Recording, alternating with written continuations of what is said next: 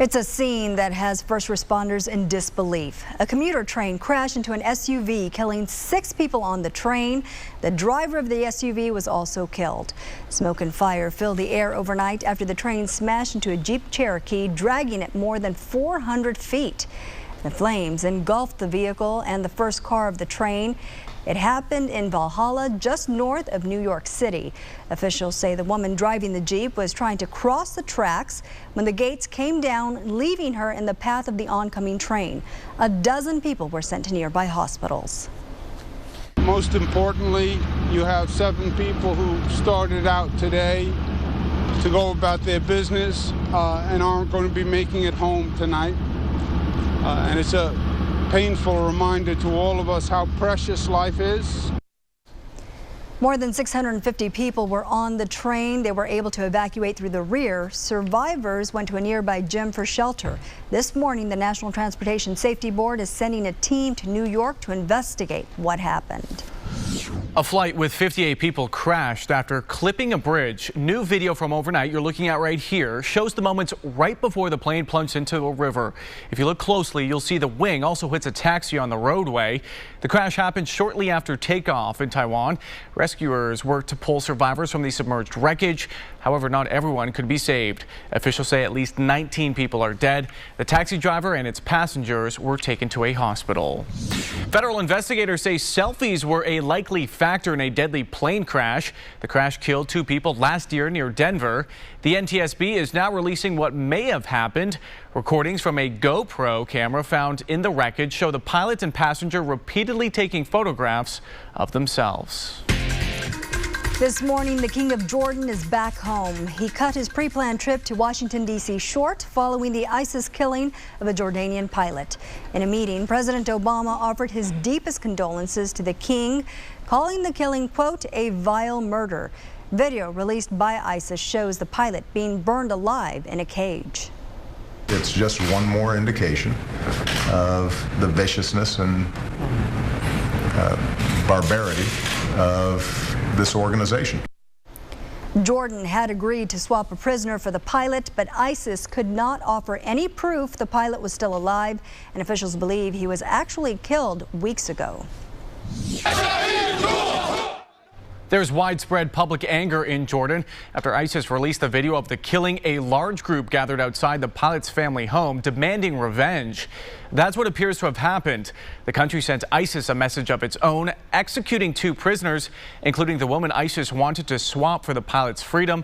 In a statement broadcast on Jordanian TV, the king called the pilot a hero and vowed to strike harder at the extremist militants. At some point, this kind of act backfires on a group like ISIS. The pilot was captured in Syria in December after his plane went down while flying a bombing mission as part of the U.S. coalition against ISIS. Now to the front lines of America's war on ISIS. ABC News crossed into the city of Kobani in Syria. 700 of the 2,000 coalition airstrikes are targeting that town. This is what the aftermath of 4 months of heavy fighting looks like. Entire city blocks leveled to the ground, destruction seen all around. A local journalist says he sees victory among the rubble. Kobani sent a message for all the world. If you resist, you can win. The journalist says the focus is now on rebuilding and returning to normal life, adding he hopes foreign financial assistance will follow the ISIS defeat. It's coming up on 6:38. A Valley veteran honored in D.C. Former Army Corporal Eugene Gutierrez, a World War II veteran, received the Congressional Gold Medal. He's one of 37 members of the Devil's Brigade. They were honored with the country's highest award for distinguished achievement. The Devil's Brigade was one of the first Allied units made up of 900 Americans and 900 Canadians who helped liberate part of Italy and France. During the ceremony, Gutierrez talked about how God got him through it all. My mother gave me a rosary, which I wore out during combat, plus 3 more additional ones. And guess what? They delivered.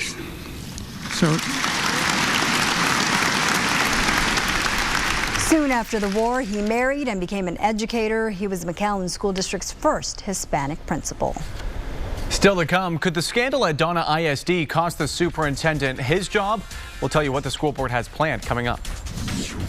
Plus, a family had to run for their lives. A man with a chainsaw threatening to kill them. What happened next? Find out in minutes.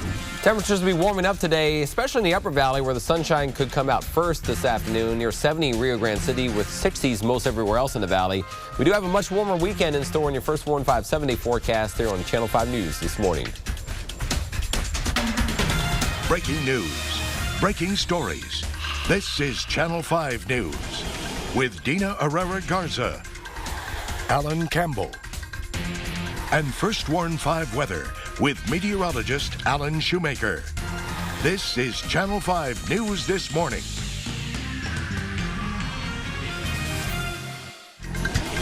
And now, First Warn 5 weather with meteorologist Alan Shoemaker. Well, if you're up early this morning, still a lot of clouds around. The rain has ended, though. Rain has pushed out into the Gulf. Dry weather taking over across the valley. When you look elsewhere, the showers are gone. They're out in the Gulf now, moving away pretty quickly. So dry weather's back. Clouds, though, are still in place. But if you have a rain gauge outside and you go out and check it, you probably have a decent amount of rain in it. This is the Doppler estimated rainfall from yesterday and last night. The blue areas indicate generally about a half an inch to almost an inch of rain. Some of these areas in Starr County estimated to have about 3/4 to an inch of rain. Most every place else, generally about a half an inch or so in some areas, a little bit less maybe in southern Cameron County. But everyone got some rain yesterday and last night, and now the rain is done. For the most part, it looks like done for a good time coming up. Not seeing much more rain in the forecast for a long time. 49 in Harlingen this morning, 48 in Brownsville, 49 in McAllen. Looks like temperatures bouncing back into the 60s today, but clouds in the morning. Should see the clouds start to break apart later this morning, first in Starr County, then gradually farther and farther east as the day goes on. So it may take most of the afternoon to get the clearing toward the coast. If you're around Port Isabel, South Padre Island, Port Mansfield, you may not really get the sun until late this afternoon. But temperatures in the 60s across the area, could hit 70 in Starr County today. Rain's getting pushed away. The upper level disturbance moving across kind of South Texas right now, pushing the rain out ahead of it. And now that has cleared the area, so the drier air coming in behind it will eat away the clouds. Future track shows clouds in the morning, but gradually by about noon or so, you start to see some thinning of the clouds. And by 3 p.m., most of the upper valley could see some sunshine. Lower valley may still be hanging on the clouds at least part of the afternoon. If we do see clearing everywhere, it's going to be very short-lived because clouds will likely come back in tonight. Could have some fog, too, late tonight as well, with low temperatures still getting down close to 50 or so.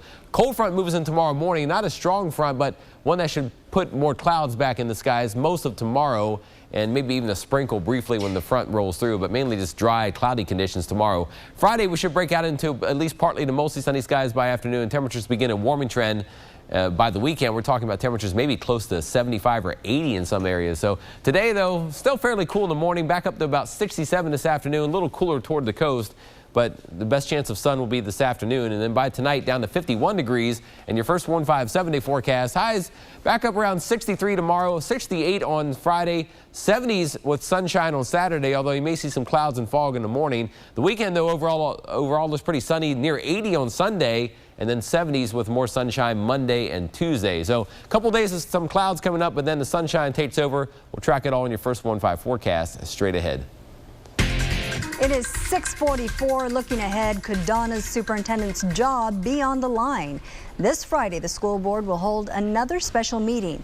We got our hands on that agenda. The first order of business, the employment status of Superintendent Jesus Reyna. He's been under fire following the arrest of 3 school employees. Those employees are accused of having an improper relationship with students.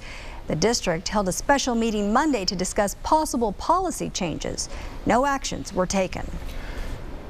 This morning, extra security is patrolling the UT Brownsville campus after an alleged kidnapping.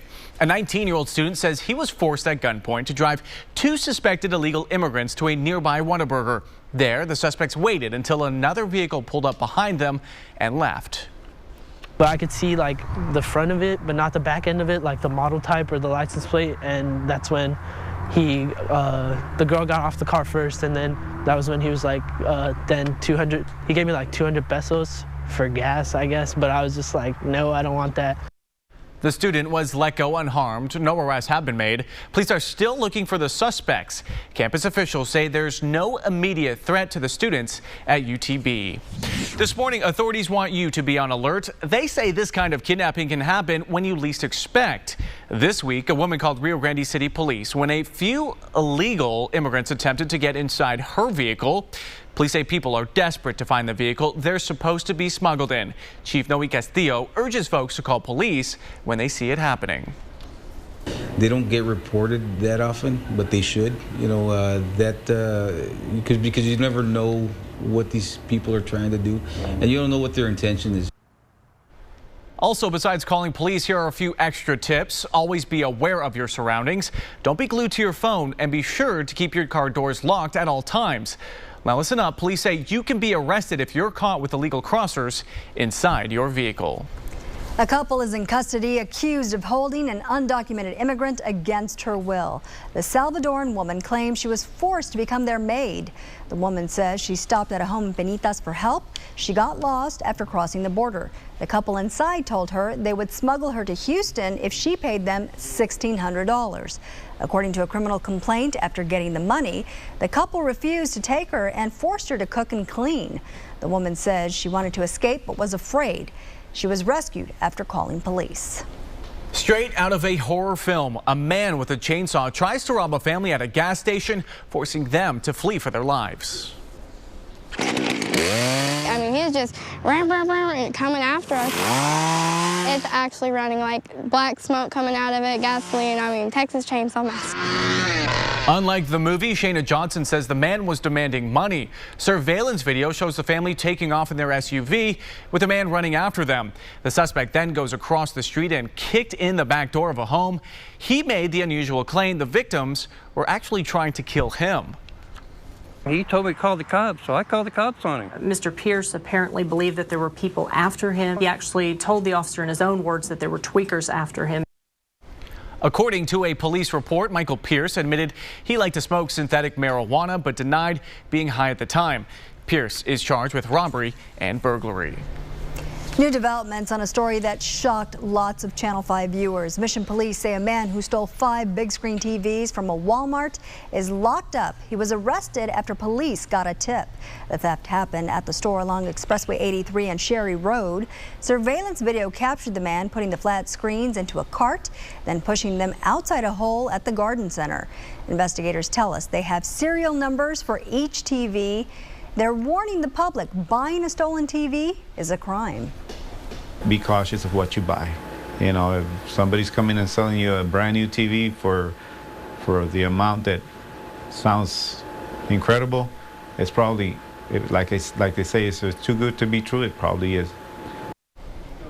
Investigators believe the thief pulled off similar heists in 3 other cities. He has yet to be arraigned. Police say more arrests could come. What does it take to become a police dog? Could it be the ability to take down criminals and sniff out narcotics? Well, for one department, their only police dog can't do any of those things, so why is he still on the force? We're going to find out next. Welcome back. It's 6:52. It's the only dog the Woods Cross Police Department has, but it's not your typical canine. It doesn't even catch bad guys. So the question now is, why is he still an invaluable member of the police force? Chris Miller introduces us to Spot. Take a look. Oh, hello. Maybe this isn't what you imagine when you think of a police dog. 3.5 pounds of terror. Sit. Or terrier, rather. Sit. This is the extent of Spot's attack abilities, tearing at a hand duster. That's his favorite. And his agility training doesn't go much further than chasing the red dot of a laser pointer. Ready? Stick him up. But he does know how to stick him up. That's a good boy. Roll over. Ready? And spin around. And Spot is an actual police dog. There we go. Registered to the Woods Cross PD. One day, one of the detectives came in and he was just having a really bad day, really bad call. And then all of a sudden, Spot ran up to him and was so excited to see him. And it just, from that point on, it was, yeah, that dog's a big morale booster and we really need him here. So much so that officers get upset when Spot takes a sick day.